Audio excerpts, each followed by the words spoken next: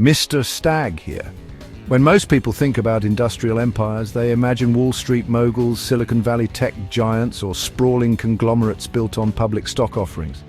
But few know the story of the Koch brothers, two men whose influence stretches across energy, chemicals, politics, and philanthropy, and all from a company that is privately held. From a small oil refinery business left to them by their father, Fred Koch, Charles and David Koch would build a sprawling empire, now estimated at over $200 billion, with operations spanning the globe. Their story is one of ambition, strategy, controversy, and family legacy, and it begins long before the brothers became household names. The story of the Koch family begins with Fred Koch, born in 1900 in Minnesota to Dutch immigrants, was a brilliant chemical engineer with a mind for refining petroleum. Fred C. Koch, a chemical engineer who built his fortune developing a more efficient way to refine oil. In 1940, he founded what would eventually become Koch Industries, based in Wichita, Kansas. While his work initially gained traction internationally, including projects in the Soviet Union during the 1920s, it was controversial. His political views were staunchly anti-communist, and he was involved with far-right organizations during that period. Fred's work laid the foundation for the Koch family fortune, but it was also a source of tension that would influence the next generation. Fred married Mary Clement, and together they had 4 sons: Frederick, Charles, David, and Bill. Fred's personality was forceful and determined, and he instilled in his sons a belief in self-reliance, discipline, and strategic thinking. By the time Charles and David were teenagers, they were already absorbing lessons about industry, negotiation, and the importance of long-term vision, lessons that would serve them well in the decades to come. Charles Koch, born in 1935 in Wichita, Kansas, was meticulous and academically driven from a young age. He attended the Massachusetts Institute of Technology, where he earned a degree in engineering, then returned to work at the family business, quickly understanding the technical and operational challenges of refining. His approach was systematic, data-driven, and highly disciplined, often earning him the nickname the engineer among colleagues. David Koch, born in 1940, was the younger, more politically active of the two. He studied chemical engineering at MIT as well, and later pursued an economics degree at Harvard. David combined his engineering expertise with a deep interest in public policy, economics, and libertarian philosophy. While Charles focused on operations and strategy, David would eventually expand the brothers' influence into politics and philanthropy, leveraging the company's wealth to shape public discourse. When Fred passed away in 1967, the brothers inherited equal shares of the company. Charles, the second oldest, quickly emerged as the business mind who wanted to expand Koch Industries aggressively. David, the youngest, shared Charles's vision and became his partner in both business and politics. But William and Frederick Jr. had very different ideas. This difference of vision eventually exploded into what became known as the Koch family feud. In the late 1970s and early 1980s, the 4 brothers battled over control of the company. Charles and David were determined to keep and grow Koch Industries into a global powerhouse, while William and Frederick Jr. were effectively pushed out. After years of legal battles, buyouts, and accusations of betrayal, Charles and David secured control. Finally, in 1983, after years of bitter litigation, Charles and David struck a deal. They bought out Frederick and William for $1.1 billion. At the time, it was one of the largest private buyouts in U.S. history. The bitterness lasted decades, with lawsuits continuing into the 1990s, but in the end, Charles and David emerged as victors, transforming Koch Industries into one of the largest private companies in the world.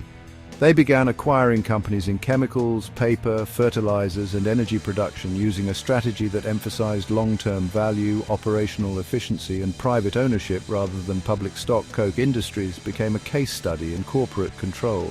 The brothers avoided public scrutiny by keeping the company private, reinvesting profits aggressively, and creating a corporate culture centered on accountability and efficiency. Charles's focus on analytics, process optimization, and employee incentives allowed the company to scale while maintaining profitability. Under their leadership, Koch Industries diversified into dozens of sectors, from refining to ranching, polymers, and even consumer goods, creating a highly integrated industrial empire. The Koch brothers' rise wasn't without conflict. Beyond family disputes, Koch Industries faced environmental and regulatory controversies. The company has paid billions in fines over the decades for pollution and regulatory violations, drawing criticism from environmental groups and the media. Yet the brothers defended their actions, emphasizing efficiency, growth, and a belief that private industry should operate with minimal government interference. Politically, David Koch in particular became a major libertarian donor and public figure. The brothers' donations to think tanks, advocacy groups, and political campaigns have shaped US policy debates for decades, covering topics from taxation to climate policy. This intersection of business and politics has made them some of the most influential and polarizing figures in modern American history. Today, Koch Industries is valued at over $200 billion, making it one of the largest privately held companies in the world. Charles said Koch Industries would go public over my dead body. For him, Wall Street's short-term pressures were poison. He wanted freedom to think decades ahead, not quarters ahead.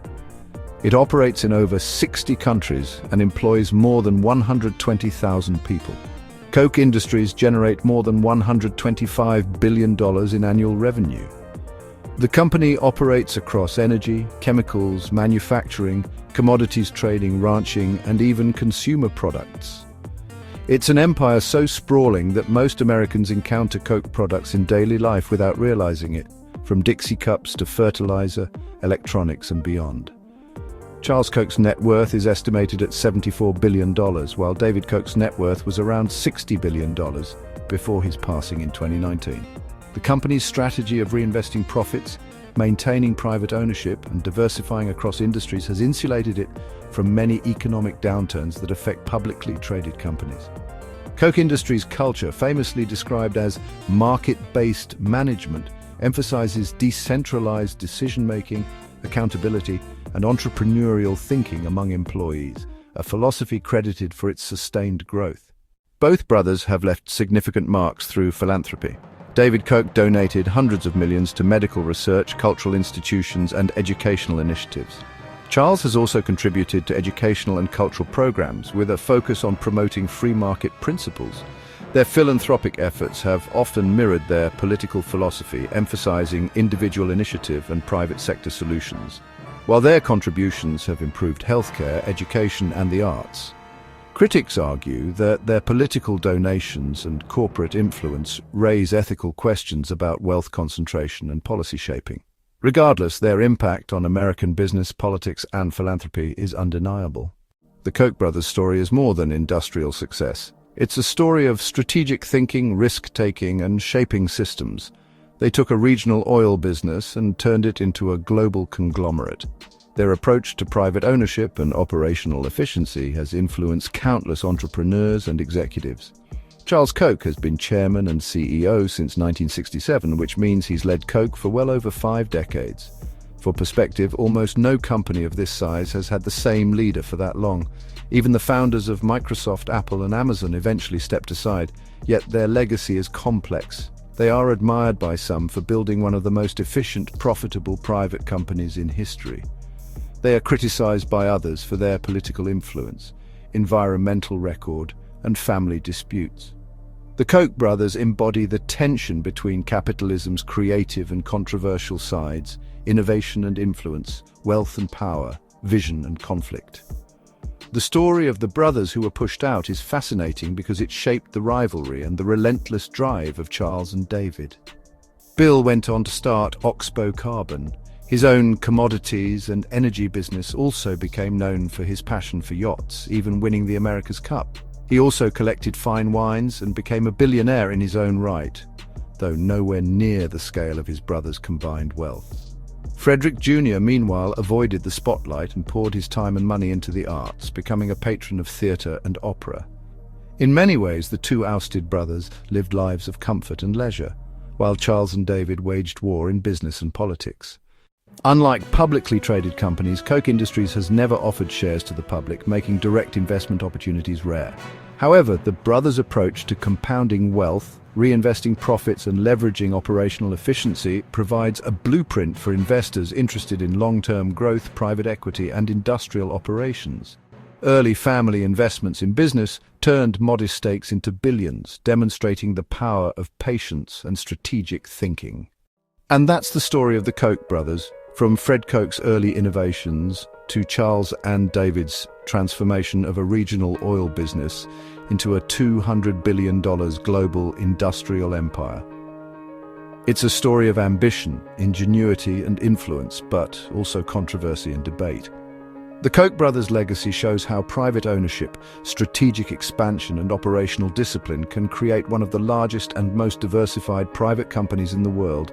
They've shaped industries, politics and philanthropy, leaving an indelible mark on modern America. Thanks for watching. If you enjoyed this origin story, be sure to like, comment and subscribe to Stag Research, your go-to channel for business deep dives and founder legacies. Got a hot take on the Koch brothers' influence or the future of private industrial empires? Drop it in the comments below. Mr. Stag, logging off.